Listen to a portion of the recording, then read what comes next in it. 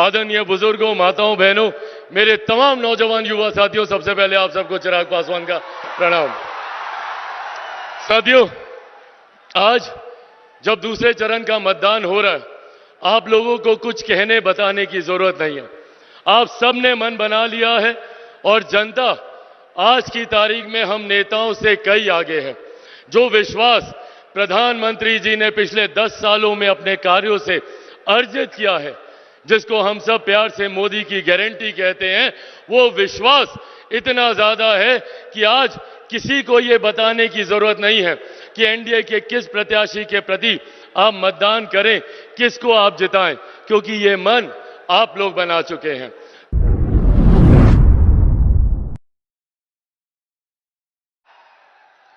भारत माता की अब की बार इस सम्मानित मंच पर मौजूद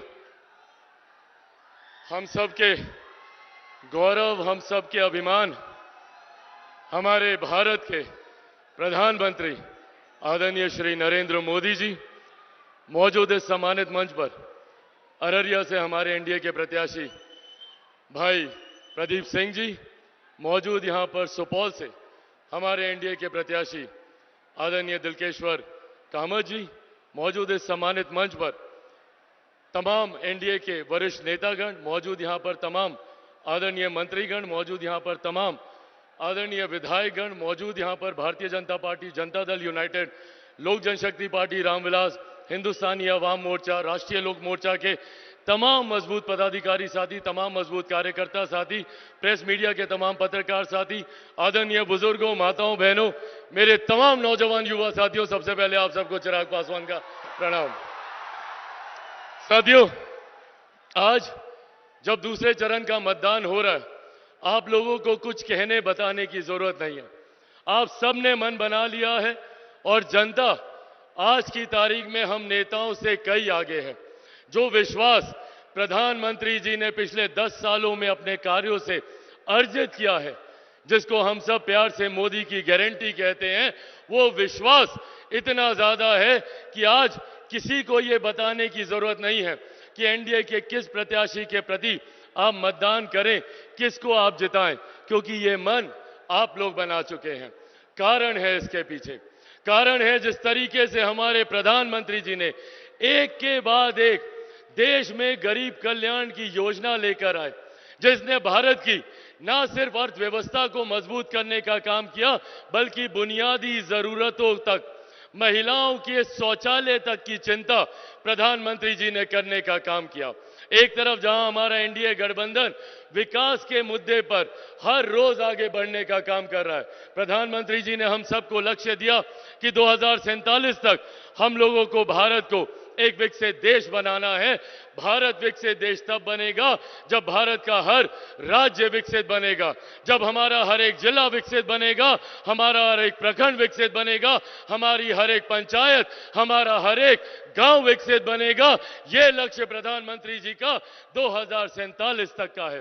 पर ठीक इसके विपरीत विपक्षी दलों का जो गठबंधन है, वो भ्रम फैलाने का प्रयास करता है, संविधान को लेकर, आरक्षण को लेकर, लोकतंत्र की हत्या को लेकर। ये एक ऐसा विपक्ष है जो पूर्णतः मुद्दाहीन है। इनके पास कोई उठाने के लिए मुद्दा नहीं है, तो डराने की राजनीति की जाती है कि संविधान को समाप्त कर दिया जाएगा, आरक्षण को समाप्त कर दिया जाएगा।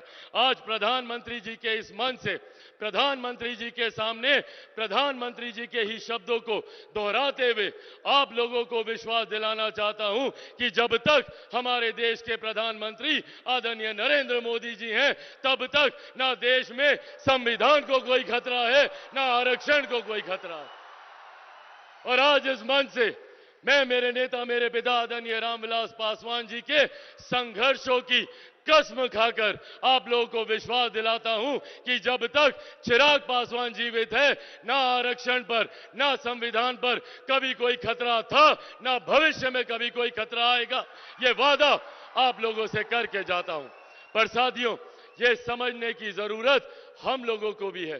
ये वो लोग हैं जो लोकतंत्र की हत्या की बात करते हैं, जिन्होंने सन 75 में आपातकाल लागू कर कर सही मायनों में लोकतंत्र की हत्या करने का काम किया था। आज ये लोग हम लोग को लोकतंत्र की दुहाई देने का काम करते हैं। हकीकत है, जिन्होंने अपनी अपनी व्यक्तिगत महत्वाकांक्षाओं के लिए अपने सिद्धांतों से समझौता किया, ये जयप्रकाश नारायण जी की धरती है। बिहार उनके सिद्धांतों पे चलने वाला प्रदेश है। उस वक्त की पीढ़ी ने एकजुट होकर, एकत्रित होकर जयप्रकाश जी का समर्थन करने का काम किया, और कई उनके अनुयायी हैं जो अपने आप को उनका अनुयायी बताते नहीं थकते, पर आज उसी कांग्रेस की गोद में बैठे हुए हैं जिसके लिए जयप्रकाश जी ने कांग्रेस को सत्ता से बाहर उखाड़ फेंकने के लिए संपूर्ण क्रांति का नारा देने का काम किया था। आज ये लोग उन्हीं के साथ मिलकर गठबंधन में बैठे हैं। साथियों, अब ये हम लोग को चुनना है। क्या हम लोग को गाली देने वाली सरकार को चुनना है या आपको सम्मान देने वाली सरकार को?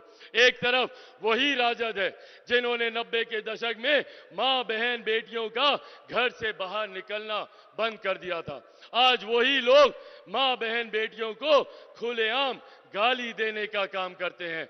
ऐसे में अब ये जिम्मेदारी हम लोगों की है कि एक तरफ प्रधानमंत्री हैं जिन्होंने महिलाओं के सम्मान की रक्षा के लिए उनको शौचालय बनाकर दिए, जहां पर बुजुर्गों के सम्मान की रक्षा के लिए आयुष्मान योजना का निर्माण किया, तो वहीं दूसरी तरफ ये लोग हैं जो दिन दहाड़े मां बहन बेटियों को गाली देने का काम करते हैं, उनको अपमानित करने का काम करते हैं।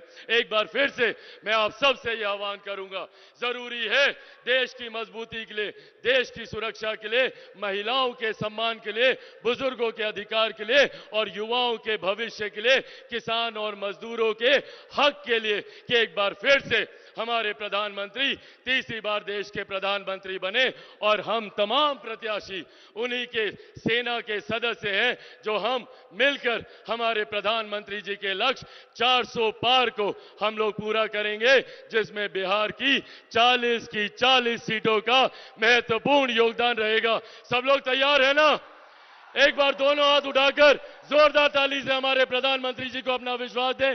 जोरदार ताली बजाकर।